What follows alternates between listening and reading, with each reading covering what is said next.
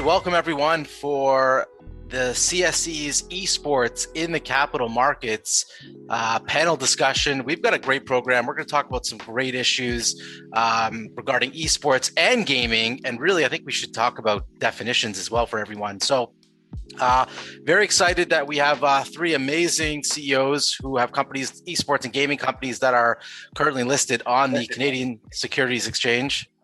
Matthew Schmidt, Kevin Wright, and Matt Bailey. You guys want to wave? Welcome, everyone. Great to have you here. Thanks for having us, Ben. Yeah, welcome. Why don't we just go around? I'd love for you guys maybe just give a quick introduction, who you are, your company, and then we'll get right into it. So Matthew Schmidt, do you want to kick things off? Sure, yeah. Thanks so much for having us, Ben. I'm excited to be here chatting with all these great minds. So I'm the CEO of Alpha Esports Tech. Our ticker is ALPA. In a nutshell, we really focus on amateur and emerging gamers. Our core platform is a platform called Gamers Arena, spelled with a Z. My background, I come from film and media and entertainment, and I'm having a lot of fun kind of connecting the dots between brands and organizations that want to reach younger demographics and kind of meet them where they already are. And it's been really exciting to be in a space that's evolving and changing so quickly. It's growing rapidly, and we're learning a lot and having a lot of fun building as we go. Awesome, thanks so much. I'm going to go Kevin. Thanks, Ben. How you doing? I'm Kevin Wright. I'm the president of Game Square Esports with GSQ on the CSE. We are effectively a digital media company, so we're doing the connecting of brands and fans through digital media groups, through a talent agency that we operate in the UK, and we just recently acquired Complexity Gaming in Texas, which is a massive media collection and top tier teams that reach all around the world. Awesome, thank you so much. And finally, Matt Bailey. Hey guys, I'm Matt Bailey, CEO of Game On Entertainment Technology, just recently listed on the CSE about a month ago under the ticker GET. And we work with content providers, so that's teams, leagues, TV networks, sports books, and esports organizations, and make their content more engaging and social through predictive gaming. So we're a white label platform that programmatically creates predictive gaming experiences around our partners' content. Awesome, thanks so much. I get the feeling, do you guys already know each other? Have you guys chatted before? No, not yet. No, this is the first time, because as you guys are telling me about your companies, I'm already hearing so many synergies. So at the very least, this is awesome for no other reason that you guys should get together and talk and chat. Does someone want to take a stab at, when we talk about just definitions and understanding the terms, there's esports, which is, well, I'll let you guys define it, and there's gaming, which, gaming does include a lot of things. Can you give a good definition for the everyday investor on what the difference is between the two? Well, for me, I mean, I really look at gaming as the macro industry and esports as one silo of that. And, for a while we saw it being a popular kind of buzzword in investing because it felt new to a lot of people when you saw these big stadiums, even pre-COVID, get sold out for these events. But these communities had been percolating on the fringes for some time now, and it was cool to see it come to light. But as an industry, there's so many other verticals, just like if you were to say, media or music or film, there's so many other different verticals within there, and competitive gaming, not just for pros, but online and more lifestyle gamers. So I really describe it as esports being one vertical of competitive high stakes gaming within the gaming industry as a whole. I don't know if you guys would add to that, Kevin or Matt. Yeah, I mean, I think from my standpoint, we're a B2B organization, and we're primarily looking at we're servicing the B2B space and partners. I think, gaming is overall the category that we're going after, or one of the categories and verticals that we're servicing, and esports is one of them under that. And then outside of that, we're in traditional sports and other parts, other categories as well. But yeah, I agree with Matthew and what he said, and I see it as overall gaming and esports being one of them. Yeah, and I think esports is shifting and evolving in and itself too, which is interesting. Just from these pro players, if you will, And then now what we're seeing is a lot of lifestyle players that are, it takes the same amount of time. They're streaming so much. And we're seeing a lot of pro players. You're going to have to pick one or the other. But, you know, even players like Ninja or these other players are shifting to being lifestyle players. They're still making a living. They're working with brands and sponsors instead of playing these large, high stakes tournaments with bigger prize pools. And the lifestyle gamers, if you will, it kind of reminds me a lot of just influencers, which we've seen across other industries and other digital platforms. But the influence they're having and the engagement of these fans watching them is unprecedented for me. And I feel like it's just getting started. Yeah, and another thing is what I mentioned is I kind of bucketed sports outside in a different category, but we're actually seeing them blend together as well. Traditional sports with esports, and what we used to call an athlete is changing as well, because Totally.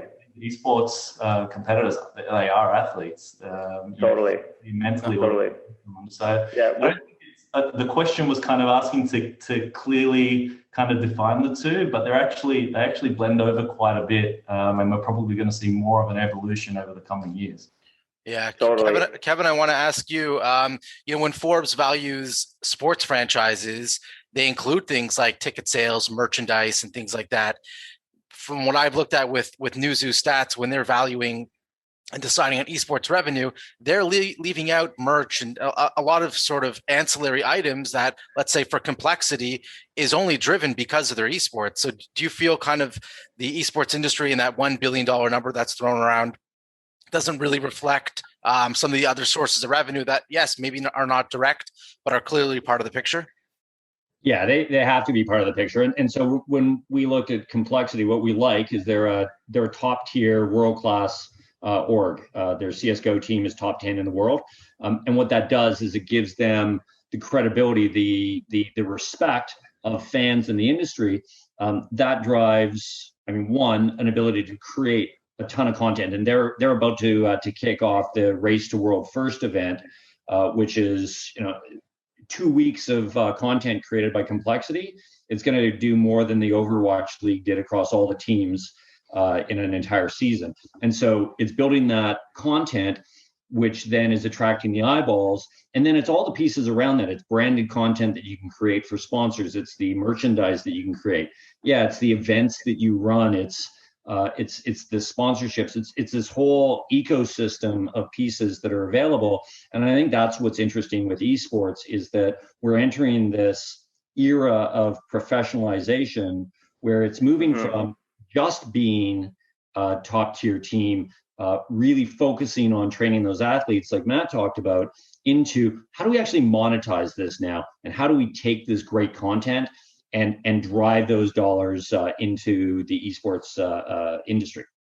Totally. Awesome. And I look at it as like, where does that content live? And at times it can feel really fragmented, but it's kind of finding itself. And there's a great roadmap from conventional sports and looking at that. And that was a really interesting question, Ben. But it's also different in the sense that, like, if you look at, you know, nobody owns football, but the NFL is the most reputable league. Whereas in esports, we have these publishers who own the IP of the game, which in and itself is a little different when those macro numbers are thrown around.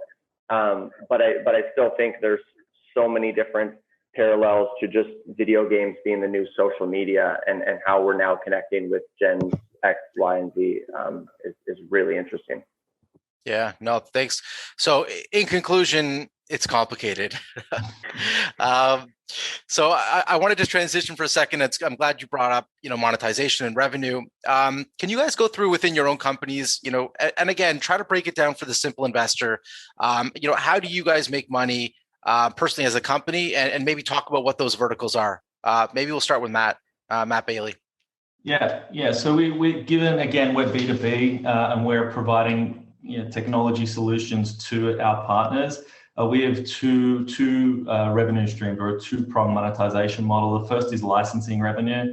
So, you know, it's similar to a SaaS fee. It's recurring revenue. They pay to license our technology. And then the second is a revenue share. So all of the things we mentioned, or what were just mentioned, so sponsorships, maybe programmatic ad revenue, the sales of merchandise or collectibles or NFTs or whatever it might be, If our partner is doing that via our technology, we'll participate in sharing that upside as well. So there are two ways that we generate revenue. Awesome. Great. Thanks a lot. Kevin, what about you?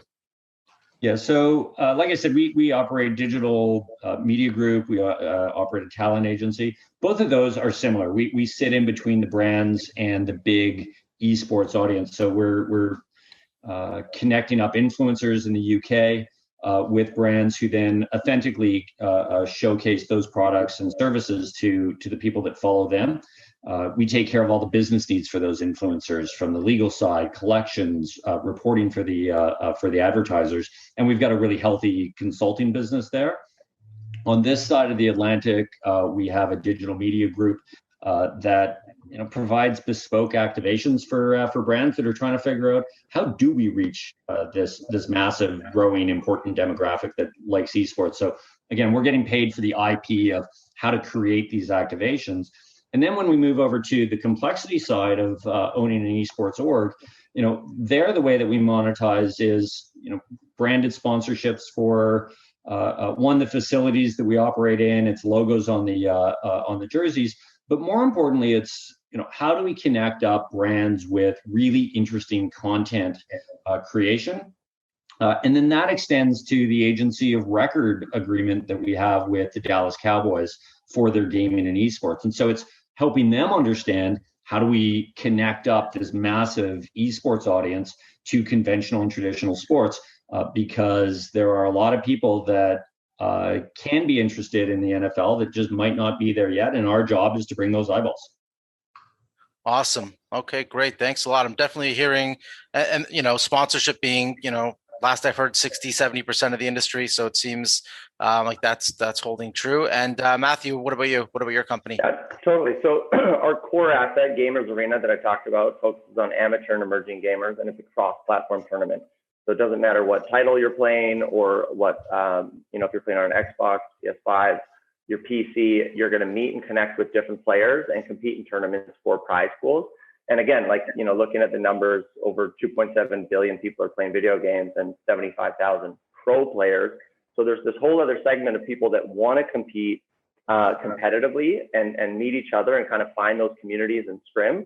So the tech itself, we can onboard a bunch of people, whether it's a bracket or a leaderboard format, and administer different prizes throughout that. So there's a few different revenue verticals in there. One of the main ones is a monthly subscription service. For this, players are getting access to bigger and better prizing and tournaments. They're getting stats and analytics, which kind of leads to coaching and scouting. And we're doing a lot of stuff with up and coming schools and a kind of discovery engine with colleges and universities, which is a very big fragmented part of our industry right now. So the monthly subscription it's how we're buying movies right now. It's how we're buying music. We really like that model there.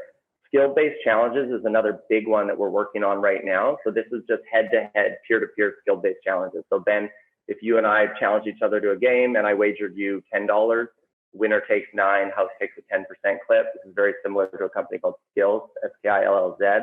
And then also our B2B stuff. So the same tech we have to onboard a vast amount of users and organize these different tournaments, but also to spit out the information on there, to give them one unique dashboard.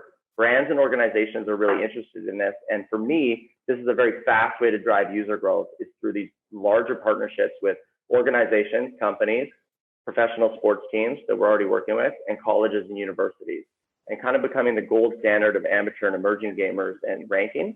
But these are also services that these brands and organizations will pay for monthly, and what we're calling GaaS, just to play on SaaS, gaming as a service, to really give them stats and analytics on their user base. Because the smarter organizations are paying attention and they want to meet their younger fan base where they're already spending their time, and it's gaming, it's here.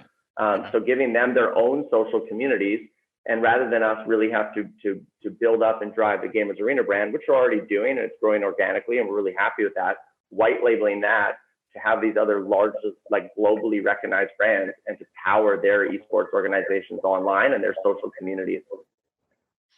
Awesome. Thank you. Okay. So I hope that, kind of summarizes some of the, revenue streams, whether it's, a B2B SaaS model, whether it's a B2C subscription model, or whether it's brand partnerships. There's many different ways, for people to monetize within this industry. To switch gears for a second, you guys are part of a pretty elite and exclusive club. There's only maybe 20 esports and gaming companies, not including game developers or publishers that are publicly traded in North America. So really people look to you guys in terms of the trends, what's going to be big, what's happening next. So want to know, what do you guys think? Maybe just if you could say two parts, and again, just really quickly, where do you as a company want to go, let's say in the next 12 months, and maybe some more macro trends of where do you think the industry going? I know that's a really broad question, but I want to leave it to you guys to give me your your input. So Matthew, maybe we'll start with you. Bailey? Matthew Schmidt. Oh, sorry. Okay. Yeah. Okay. Yeah, totally. Matt and Matthew. That's how I'm making the. Okay. Yeah, I think it's a great question. I've always felt coming into this industry as the technology is like a decade ahead of everything else that we're seeing. But I've always felt like the branding and the biz dev is a decade behind, and it's still kind of playing catch up. And the way these brands are integrating with these communities, looking at Gen Zs right now, they're going to account for 40% of the global consuming this year, spending power of over $150 billion, 8 to 24-year-olds. The way these people communicate, shop, share, connect, and find these communities, they're very obsessed with authentic and transparent experiences. So I think the way brands interact with them is changing, and the smart ones are paying attention. So rather than just a logo or a pop-up ad, or I have to watch this for this many seconds till I can skip, instead of annoying them, we're really trying to look at finding ways where we can add value back to them and they get something from that. So, I think where the industry is going with how brands add value back to the gamers and the end users, I think that's going to be a big trend. Just offering those kind of customized interactive brand experiences, as well as commercial placements, but placements that make sense and are authentic to the gaming experience. And then the data and analytics and sponsorship evaluations within that. And also big trends that we're paying close attention to is mobile. We got a lot of stuff in the pipeline with mobile and AR mobile, working with existing brand IP. We're a young company. We've only been listed for about 3 months, but we're looking at some really exciting M&A opportunities to drive user growth and find things that can kind of cross-pollinate value amongst the portfolio. And team is really what we're focusing on, is just bringing together great minds from other industries as well as this industry to kind of solve these problems and offer these communities great experiences. Awesome. Appreciate that. Great insight for this coming year. Let's take it to Kevin. What about you guys? What's next for you in the next 12 months and the industry? Yeah, so for us, it's continuing to build up the relationships with brands that are trying to enter into esports, and exactly what Matthew just talked about. It's that authenticity for brands and how do they reach them. And so we're partnering up with end sites. We're partnering up with technology solutions. So a really creative, innovative solution that we partnered up recently. It monitors what people are saying about brands, and so it's really taking that understanding and helping brands to know what's being said about them and how to customize your message for that. And it comes to brand safety, it comes to awareness, and it's all these things that brands are expecting from other industries but aren't necessarily getting within esports. And so the biz dev and marketing side catching up, I think that really resonates. And then for us more broadly, I mean, yeah, we're chasing after brands that are in the market and convincing new ones to come in. But we think on the macro side, more and more brands are spending more and more money because they're seeing good ROI come out of these. And I also think that the M&A trend is going to continue. So, we're trending towards $28 million in revenue for 2022. And a good chunk of that's built on the M&A that we've done. With a lot of organic growth. I think there's so much opportunity coming for consolidation within this industry, where it's smart acquisitions that are not just on the revenue side, but really driving towards the cash flow generation in the coming months. Nice. Yeah, I noticed when you put that out, it's very rare that esports companies put out kind of any type of forward guidance. So I thought that was really, really, I'm going to say ballsy that you guys did that. But I think it sets the right expectation. Like there should be a little bit more continuity for investors looking at different companies. We're drawing a line in the sand, showing how we have that build up with our portfolio companies. And we're not forecasting out like, triple digit growth. These are low to mid double digit growth for our portfolio companies. And I think that's really achievable within esports. Yeah, no, for sure. Okay. Matt Bailey, what about you guys? What's next for you and some of the trends?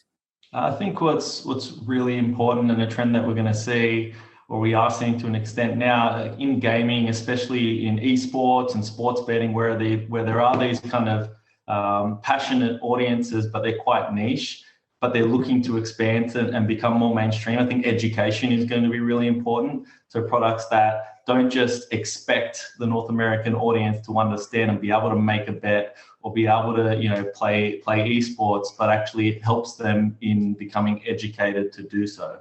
I think that's going to be really important. We're trying to help our partners do that on the predictive gaming side.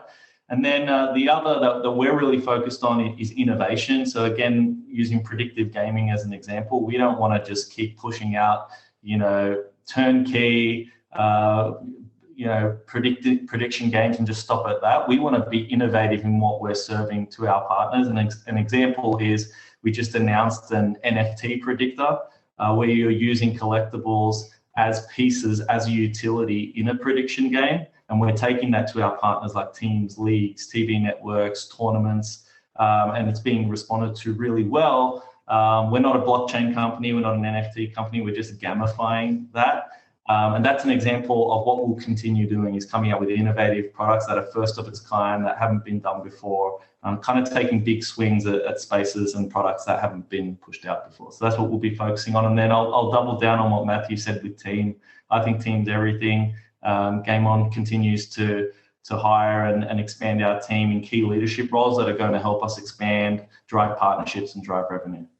I got excited for a second. I thought you were going to say, I'm going to double down and give you our 2020 revenue forecasts as well. But no, it's all good. Just to kind of wear the investor hat a little bit, there is, and I think we'd probably agree, there's a lot of volatility in, for esports companies that are publicly traded. Could be that a lot of them are small caps, could be because of COVID. What are kind of some of the risk factors that you guys could identify for investors who are thinking, I want to get into esports and gaming, I want to have it as part of my portfolio, but I'm not the type of investor that's, shooting for the moon and swinging for a home run. So maybe you can just lay out a couple risk factors you think investors should look at.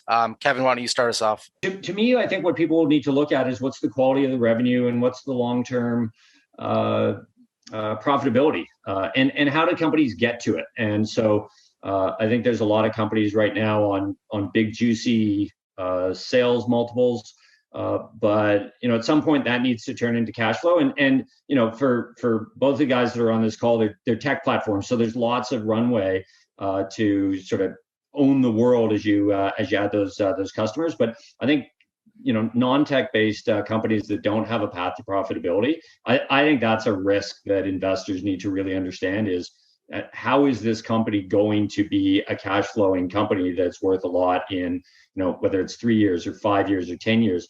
We need to see that path. Yeah, and correct me if I'm wrong, I don't think there's one single publicly traded esports or gaming company, again, not including game publishers, that's got positive EBITDA, right? Yeah, unless you can think of one that I can't. Yeah, I don't think there are, and that's why we keep drilling in that on the M&A pipeline that we're doing. We continue to look at companies that are operating in that 20 to 50% EBITDA margin as a way to accelerate getting to that profitability. Yeah, awesome. Let's go to Matthew Schmidt. What do you think some of the risk factors? I think, Kevin, there's some really great insights there. I mean, if I'm looking at it from a retail perspective, I'm betting on the team because this space is evolving so quickly and changing so quickly. And a lot of tech platforms like Game On and ourselves, we have a lot of these blue sky elements, but spreading it out and being able to be nimble enough to adapt and drill into what's working, and really adapt and focus on, where the market's going. Because unlike being a publisher and making a game where these runways are so long to bring that game to market, we need to be able to change on the drop of a hat sometimes and adapt in. And if I look at it from, earlier publicly traded companies, a lot of them have pivoted what they originally set out to do. And there's nothing wrong with that. And I look at Enthusiast in the early days and what they originally were and with their team, and now, becoming more of this TSN, ESPN of esports. And you get these macro numbers of how many eyeballs and this. And I think it's really great for the space. So when I look at these smaller, younger ones, I really think, okay, who's the team? What have they worked on? And do they have some really good guidance there to kind of, and I've been really lucky to have our chairman, Jonathan Anastas, has been a great kind of guiding force on that side for me and kind of balanced us out. He was the global head of digital at Activision. That company saw a 10x in value over his tenure. He's now the CMO of One Esports. They've raised over $400 million, over $1 billion market cap. And, the conversations I have with him are really, what are the trends? Where is this space going? And what has the most white space for us? And then through M&A and, purchasing other bits of technology and teams, can we get exposure to these spaces? And then we're going to see where that goes and what works there. So, I mean, in a nutshell, if it's a smaller company, I'm looking at the team. If it's a larger company, I'm drilling down on actual active users and revenue and EBITDA and fundamentals. Awesome. Okay, great. Thanks a lot. And let's, Matt Bailey, some final thoughts on that. Yeah, I mean, the risk that I would look at if I was an investor, I still think COVID is still a risk. In North America, we're looking better, but Australia just went into lockdown. Japan, no one's going to the Olympics. India is still doing it pretty tough. So from a sports standpoint, I think there's still that risk of certain, especially traditional sports, not happening. We've tried to mitigate against that through not just helping our partners in sports, but also reality TV, news, elections. We worked with NBC, Universal, and Bravo late last year on a prediction game for the Real Housewives, and that's now a significant part of our business. So that's how we've mitigated. And what Matthew said, be nimble and actually ride the wave and go where the opportunities might be presenting themselves.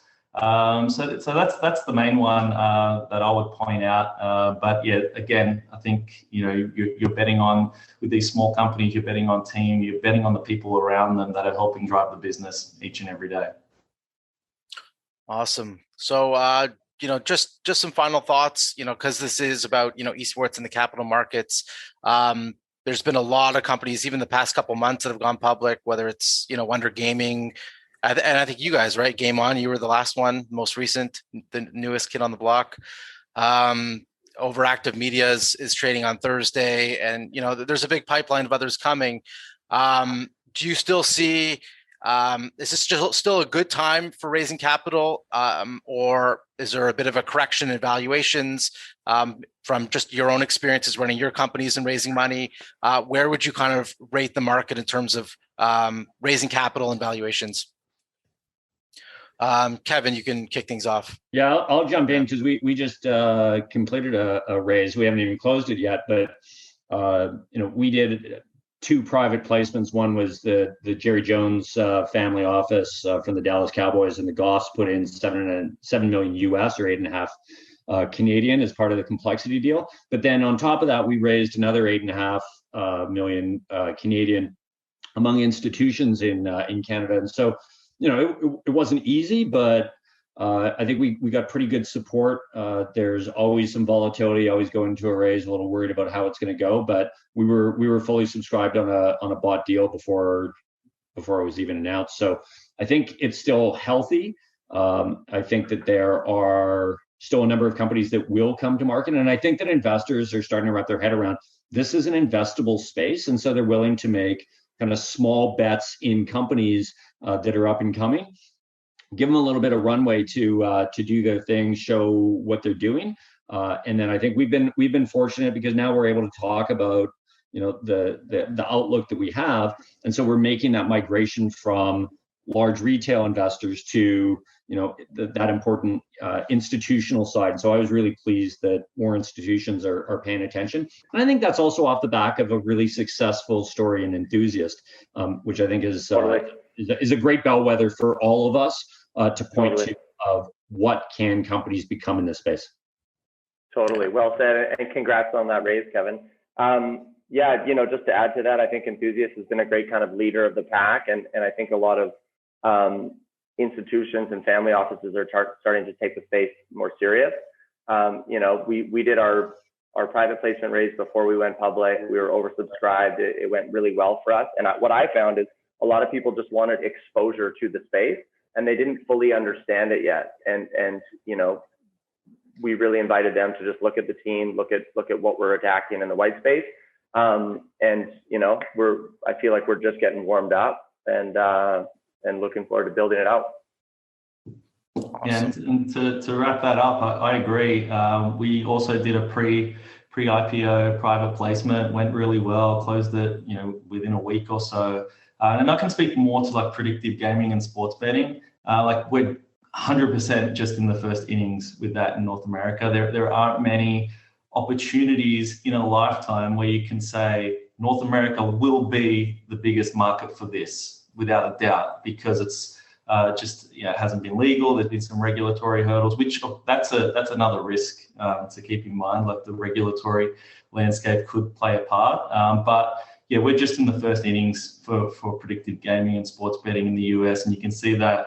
North America, and you can see that from the roll-ups and the acquisitions and the financings that are happening. Almost on a daily basis, I'm seeing that. I think we're going to see a lot more consolidation for sure. Yeah, if we had more time, I'd love to also talk about M&A. That's a really huge part of the industry as well. I feel like every day there's a new every day there's a new acquisition. Definitely. So that was awesome, guys. I really appreciate that. I think you guys gave everyone watching a pretty good grasp of what's going on in the industry, some of the trends and things like that. Maybe just end off kind of where people can get a hold of you, how to find you, and your stock ticker. Okay, yeah. So again, our company is Alpha Esports Tech. Our ticker is ALPA on the Canadian Exchange. Myself, Matthew B. Schmidt on LinkedIn. Look forward to following these guys. It's been great chatting with you, Kevin and Matt, and hopefully you guys keep an eye on us, and we got some really exciting stuff in the pipeline. Thanks a lot. Matt Bailey. Yeah, Matt Bailey, CEO at Game On Entertainment Technologies. Ticker is GET. Reach out to me anytime, Matt at gameon.app, APP, or check out our website, gameon.app. Great. And Kevin Wright. Yeah, Kevin Wright, President, GameSquare. So ticker is GSQ on the Canadian Securities Exchange. On social, we're, I think, across the board, GSQ Esports. So you can find us there, and then reach out to us at ir@gamesquare.com, and we will promptly reply. Awesome. Thank you guys so much. I'm Ben Pfefferman, moderating this panel from Amuka Esports. I just want to thank everyone for tuning in. I also want to thank Philip Schum and everyone from the CSE for putting together this great event. I think the more we can educate investors, the better it is for the industry. So thank you so much for that, and hope everyone enjoyed the program.